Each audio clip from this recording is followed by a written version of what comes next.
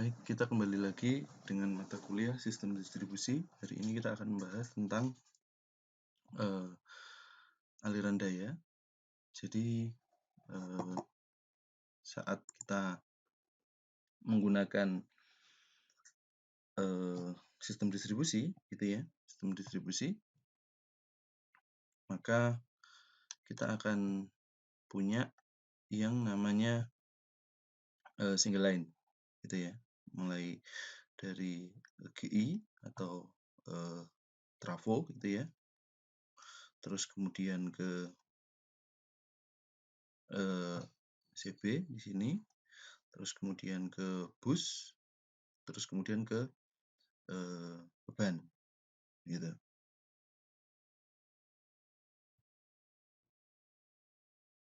Nah,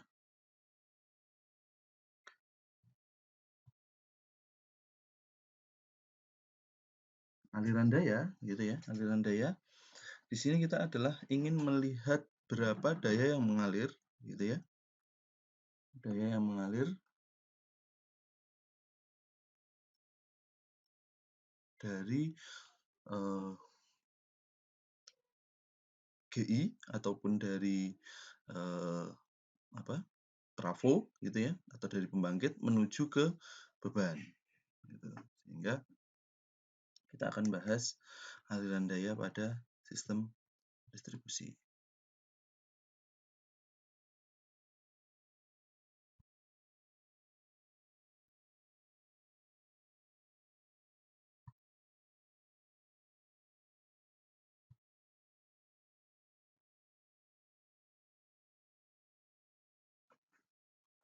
Nah, di sini, gitu ya, aliran daya memiliki 4 variabel, mirip seperti halnya aliran daya pada sistem transmisi, yaitu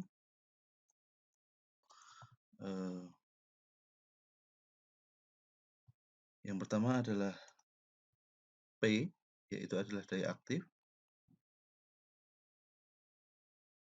terus kemudian Q, daya reaktif,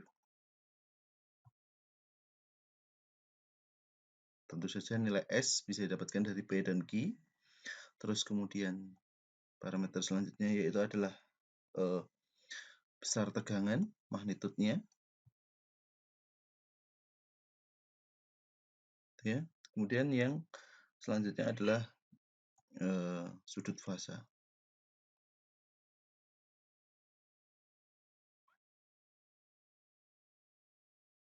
Nah, dari keempat parameter ini kita nanti akan melihat bagaimana besar daya yang harus kita salurkan dan bagaimana pengaruhnya terhadap tegangan, bagaimana pengaruhnya terhadap sudut fasa, seperti itu. Dan bagaimana ketika dayanya kita berusaha semaksimal mungkin, nah pengaruhnya terhadap tegangan bagaimana. Tapi kalau misalnya kita ingin menjaga level tegangan seperti halnya standar level tegangan untuk di Indonesia, sistem distribusi, gitu ya, yaitu ini adalah standarnya 20 kV, gitu ya. Nah, ini kita ingin jaga, tapi tentu saja daya aktif dan daya reaktifnya pasti nanti akan berpengaruh. Jadi kita jaga tegangannya, pengaruhnya apa di daya aktif, daya reaktifnya, apakah membesar atau mengecil, seperti itu. Sudut fasa tegangannya bisa aja, karena nanti sudut fasa mempengaruhi Cosby dari power factor ya, dari sistem distribusi yang kita inginkan, gitu. Oke, selanjutnya, gitu ya, untuk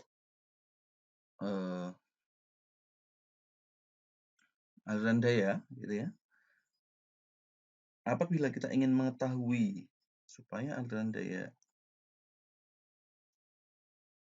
LF, load flow ya, atau aliran daya, supaya load flow dapat dihitung, gitu ya.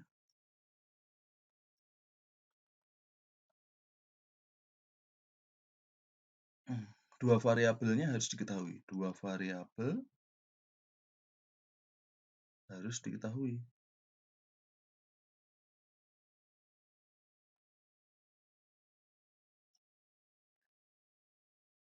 Nah, klasifikasi busnya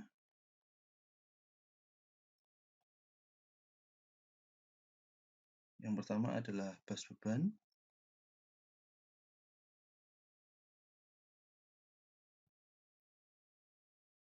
Dinamakan bus beban jika diketahui yaitu adalah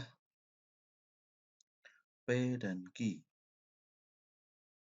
Dan dicari besar tegangannya dan sudut fasanya. Yang kedua disebut bus pembangkit.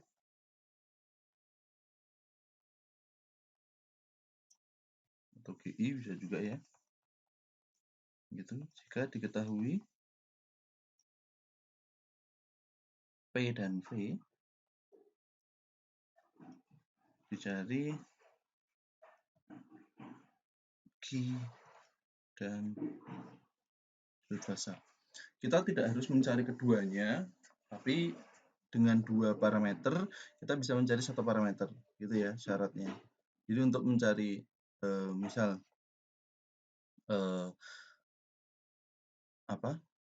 V gitu ya di sini, maka kita harus mencari dulu P dan Q-nya, baru nanti kita bisa tahu tegangan di bebannya. Nah, asumsinya gini saja mengingatnya. Kalau misalnya kita ingin bus beban, itu yang kita cari apanya sih gitu ya. Ingat saja bahwa beban itu yang penting adalah tegangannya. Kenapa? Karena di pembangkit yang penting karena di pembangkit biasanya nilai V-nya sudah diketahui. Kita ingin bisa mengset menggunakan exciter seperti itu kan. Nah, berarti P dan Q-nya udah pasti diketahui. Tapi di beban biasanya yang kita cari itu adalah tegangannya gitu. Beda dengan pembangkit, yang kita cari adalah daya reaktifnya karena pengaruh di belitan dan exciternya. Nah, sedangkan yang tetap apa biasanya yaitu P dan V-nya gitu. Dan yang ketiga itu adalah bus penyangga atau swing bus.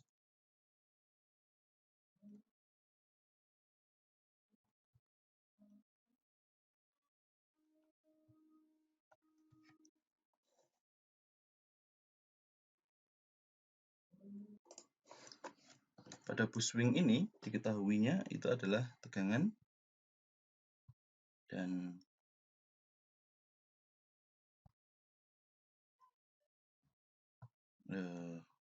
sudut fasanya biasanya dicari P atau Q-nya. P dan Q boleh, P atau Q boleh. Nah, biasanya gitu ya, asumsi pada sistem distribusi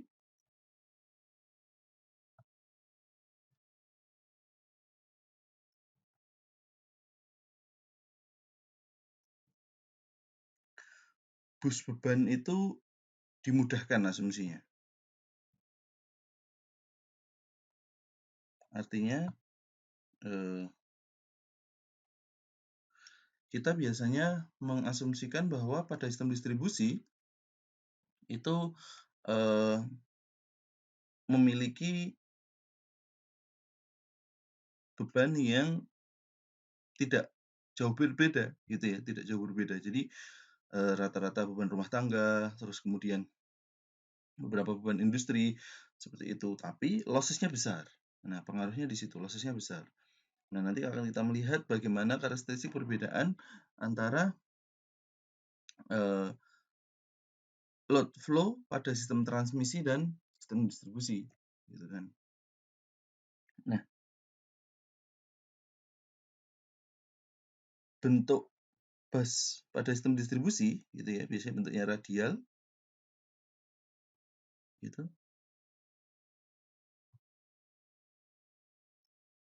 Kita punya suatu saluran, gitu ya, dengan bus tertentu, gitu. Kita punya VI di sini, terus kemudian kita punya I input yang ada di sini, gitu kan. Maka penghantar yang ada di sini adalah YII. Nah, tegangan yang ada di sini adalah V1 gitu ya, dan di sini YI2 gitu ya. Maka di sini adalah V2. Yang di sini YI3. Maka di sini adalah Vn atau ini Vn gitu ya, N. Nah, sistem distribusi biasanya bentuknya radial seperti ini. Sehingga apabila kita punya rangkaian pengganti seperti ini, maka I input gitu ya. Ini merupakan penjumlahan dari YIJ yang ada di sini, YIN yang ada di gambarnya yang tadi ya sebelah gitu. Mulai dari J sama dengan 0 sampai N gitu ya, karena kita menggunakan variabel N sampai minus sigma dari J sama dengan 1 YIJ dikalikan VJ. Nah, di mana I-nya tidak sama dengan J. Gitu ya, persamaan 1. Nah, kemudian dan nilai P-nya dan Q-nya gitu ya. Ini adalah VI kali II, tapi nilai conjugate jangan lupa. Nah, sehingga nilai II-nya, inputnya yaitu adalah PI min JQ gitu ya, dibagi VI conjugate. Ini adalah nilai persamaan 2. Sehingga apabila kita gabungkan nilai P dan Q-nya untuk mencari load flow-nya gitu ya, yaitu adalah VI conjugate sama dengan VI J sama dengan 0 sampai N untuk YIJ minus N J1 YIJ VJ. Nah, di mana J tidak sama dengan I. Nah, persamaan ini tidak linier gitu ya. Persamaan ini tidak linier.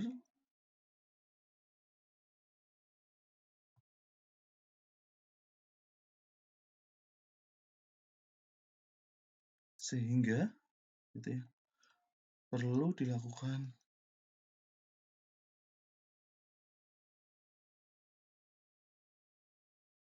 iterasi gitu ya. Iterasi berulang untuk mencari nilai yang semakin konvergen dan semakin mendekati yang kita inginkan. Berapa tegangannya, berapa dayanya, berapa sudut fasanya, dan berapa daya reaktifnya yang ada di situ.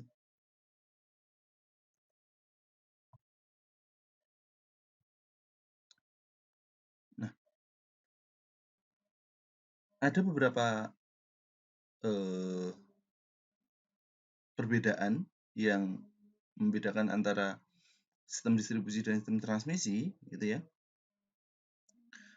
Pada sistem distribusi gitu, standar algoritmanya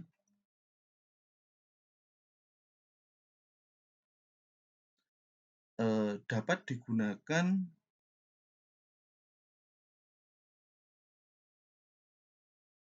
untuk sistem distribusi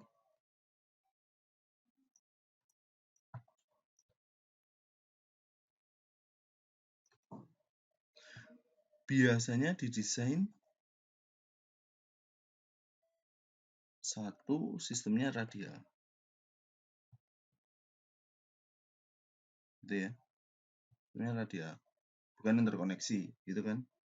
Terus power nilai X per R-nya itu rasionya tinggi, berarti lebih tinggi X dibandingkan R gitu ya maksudnya. Kemudian lebih efisien, lebih cepat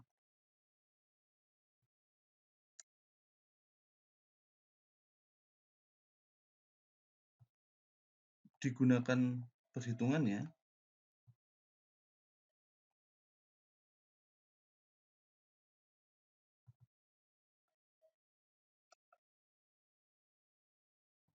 dibandingkan program untuk sistem transmisi.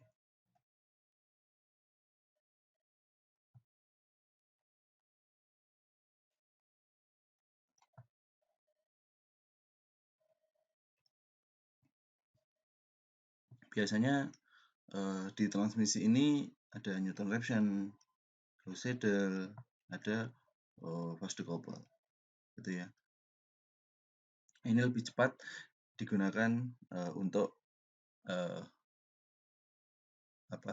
sistem distribusi karena perhitungannya lebih sederhana dibandingkan dengan algoritma yang ada di sistem transmisi. Nah, algoritma apa yang akan kita gunakan pertama, yaitu adalah algoritma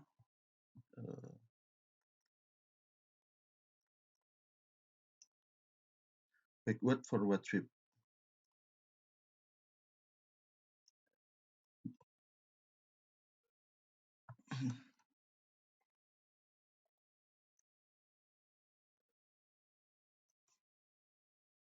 Gitu ya.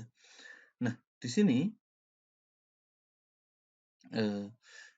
backward dan forward sweep gitu ya.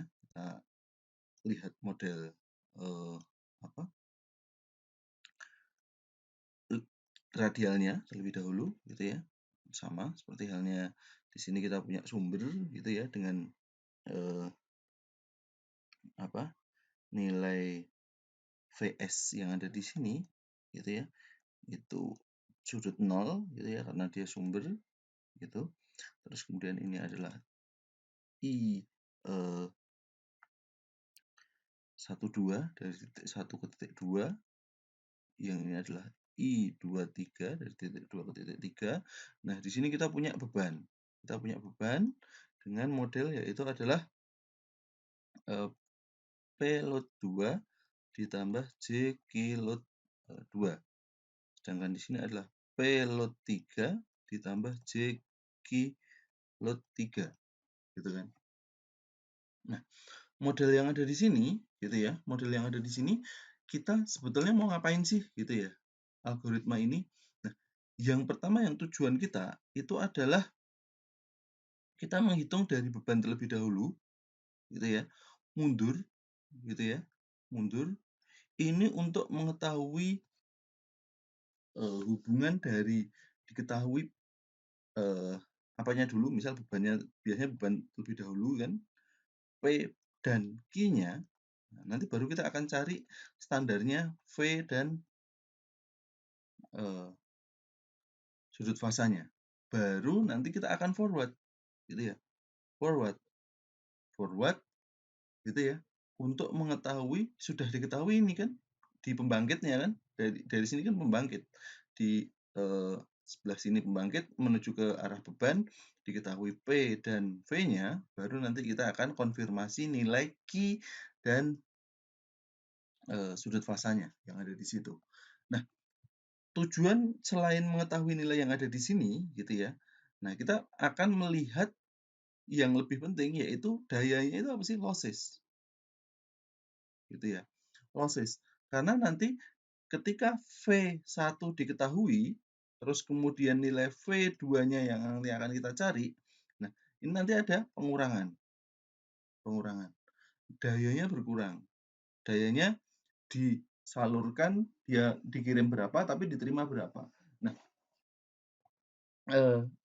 nilai daya yang disalurkan ini, gitu ya, berkurang nilainya, itu dipengaruhi oleh tegangan yang turun. Sehingga nanti akan tujuannya ya supaya kita mengetahui losses, berapa sih nilai losses pada saluran distribusi yang kita punya modelnya ini, gitu ya. Kita modelkan ini. Nah, persamaan yang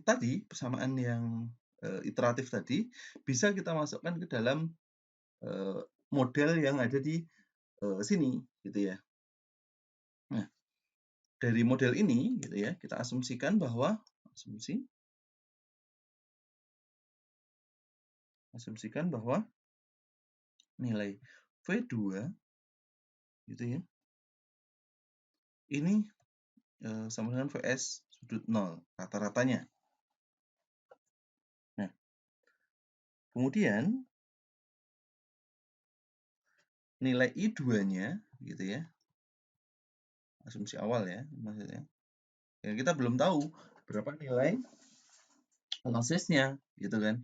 Nah, sehingga kita harus buat asumsi awal dulu. Ya, rata-rata kita ingin mencari tegangan di sini berapa sih? 20 kV misal. Tegangan di sini berapa? 20 kV. Ini 20 kV. Meskipun nanti akhirnya kenyataannya di sini hanya mungkin 18 kV, 19 kV gitu ya. Tapi kan kita nggak mungkin menstandarkan bahwa di sini 19 kV. Pasti kita ingin semua di sisi busnya yang ada di sini itu adalah 20 kV. Maka kita asumsikan bahwa rata-rata V2 dan VS yang ada di sini itu adalah 20 kV misal. Contoh standar tegangan distribusi di Indonesia seperti itu. Nah, baru kemudian nanti kita akan melihat kenyataannya berapa sih tegangannya gitu kan dengan forward tadi gitu. Nah, nilai I2-nya yaitu adalah PL2 ditambah JGL2 dibagi PS sudut 0 konjugit.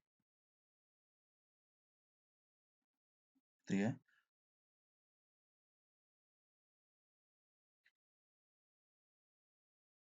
Sedangkan untuk V3 juga sama, karena kita asumsikan bahwa nilai yang ada di situ adalah standar tegangannya sama, gitu ya.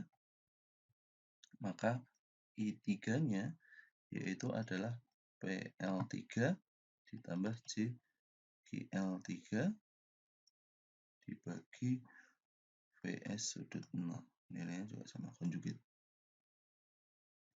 Nah, ini kita asumsikan acuan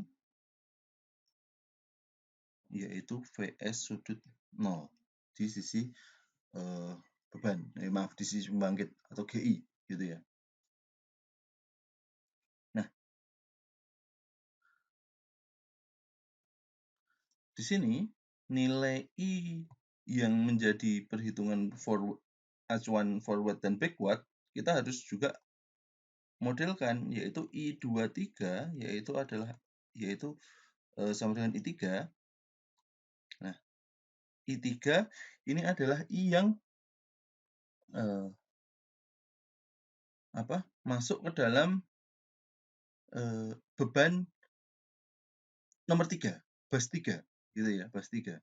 Nah, I12 gitu ya. Nilainya tentu saja I23 ditambahkan I3 gitu ya, Kirchhoff. Nah, backward sweep gitu ya, backward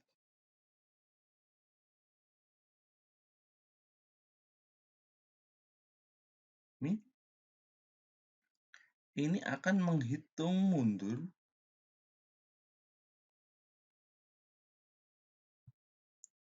dari N bus atau N node gitu ya, N node hingga first node.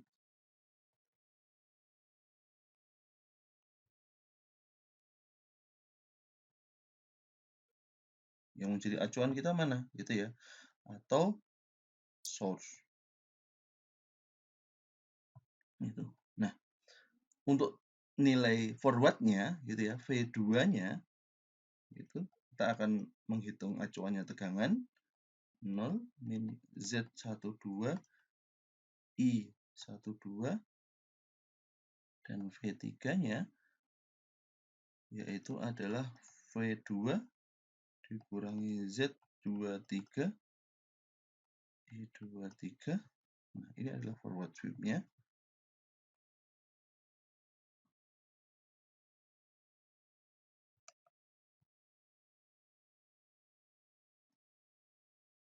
Ini menghitung dari source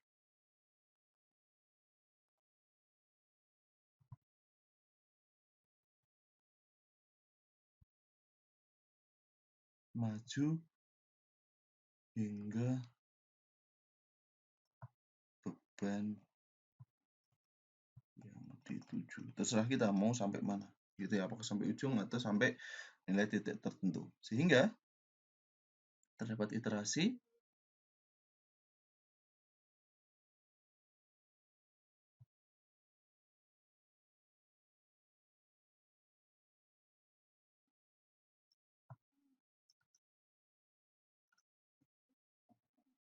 dari persamaan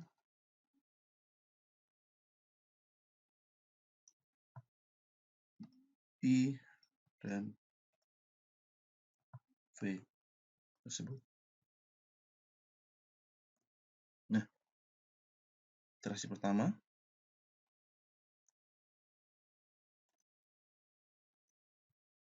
biasanya yang kita lihat itu adalah nilai I2 aksen mundur gitu ya.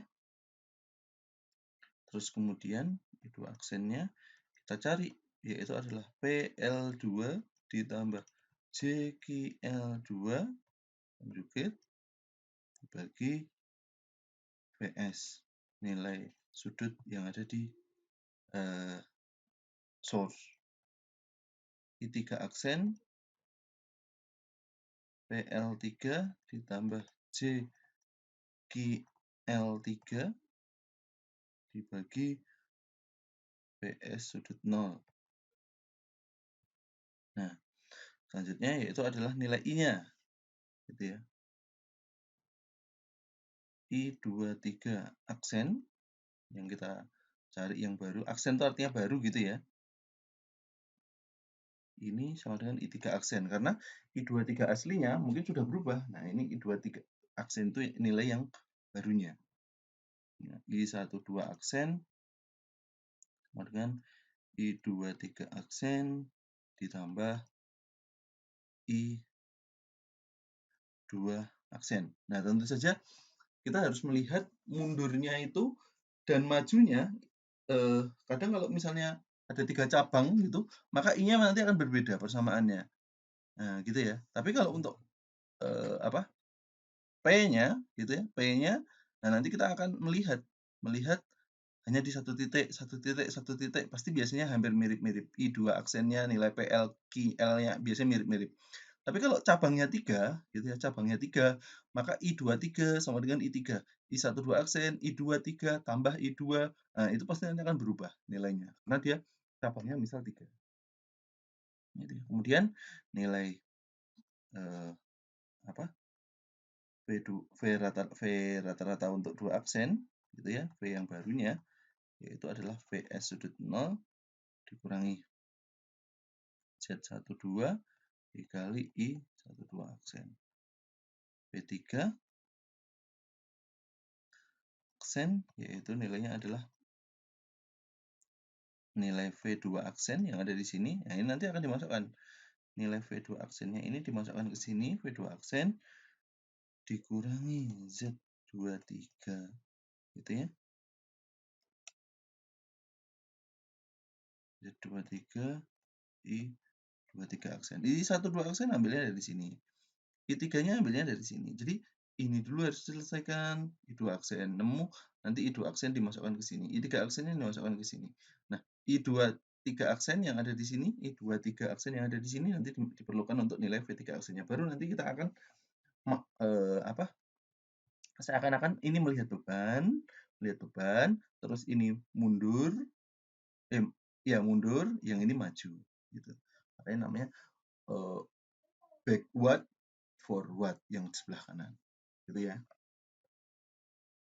Terus kemudian kita akan mengulangi iterasinya, gitu ya. Iterasi kedua itu nah, dengan nilai-nilai persamaan yang ada di situ, gitu ya. I2 untuk nilai yang kedua, gitu ya. PL2 ditambah JQL2 dibagi V2 nilainya sudah berubah, gitu ya. Nilainya itu nilai yang barunya berapa yang ada di situ. Ya kita pakai yang ada di sini. Jadi bukan VS lagi, mungkin sudah turun menjadi 19,5. Nah, gitu kita baru pakai yang ada di situ. Kedua ya. Nah, kemudian I3-nya. Nilai yang keduanya yaitu adalah PL3 ditambah JQL3 dibagi V3 conjugate. Gitu.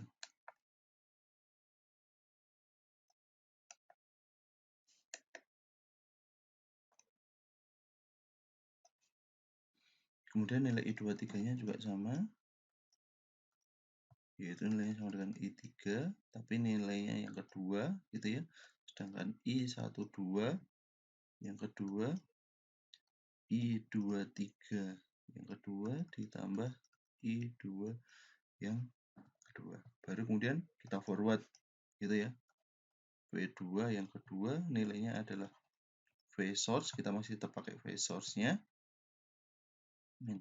Z12 I12, tapi nilainya yang kedua, baru untuk V3-nya, gitu ya, yaitu adalah V2 yang kedua, gitu ya, dikurangi Z23 I23 yang kedua. V2 dan V3 ini menggunakan aksen yang satu sebelumnya, gitu ya, yang sebelumnya, iterasi yang pertama, gitu kan. Nah, ulangi iterasi tersebut, gitu ya.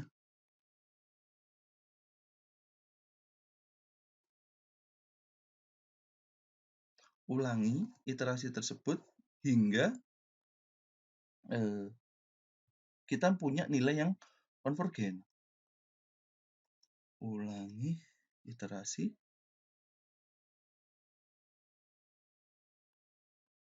hingga didapat nilai yang konvergen.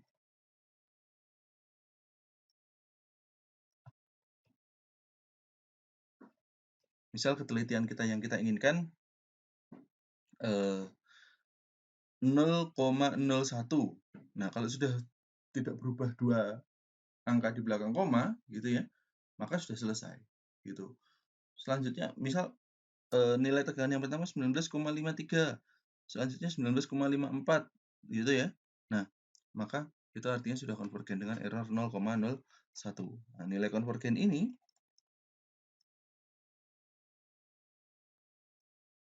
didapat dengan error tertentu. Berapa misal 0,01 atau 0,001 atau 0,0001. Terserah kita. Gitu ya. Nah, sehingga nilai V2 dengan iterasi yang pertama, gitu ya, dan V2K dengan iterasi yang sebelumnya, atau V3K dan V3K dengan iterasi yang sebelumnya, maka nilai errornya, gitu ya, error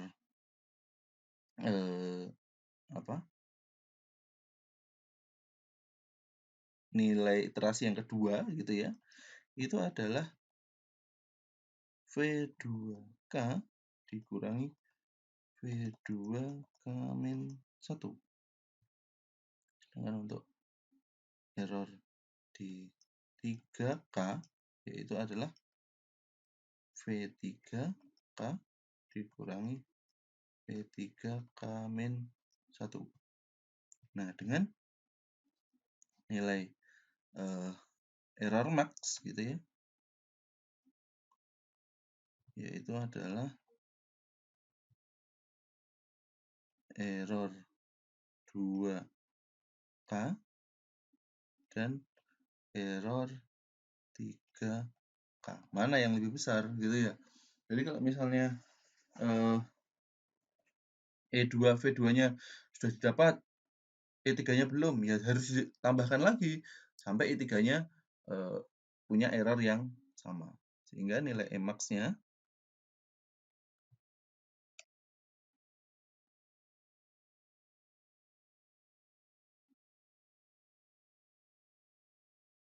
yaitu adalah tolerance limit.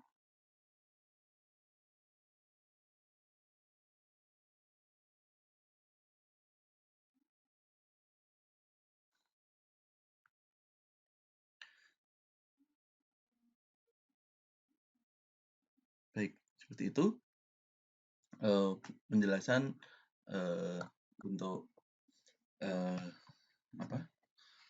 backward dan forward sweep. Nanti selanjutnya akan kita berikan contoh dan langkah-langkah dulu, langkah-langkah bagaimana menyelesaikan persamaan dan sekaligus contoh dari menyelesaikan aliran daya untuk sistem distribusi. Sekian, terima kasih.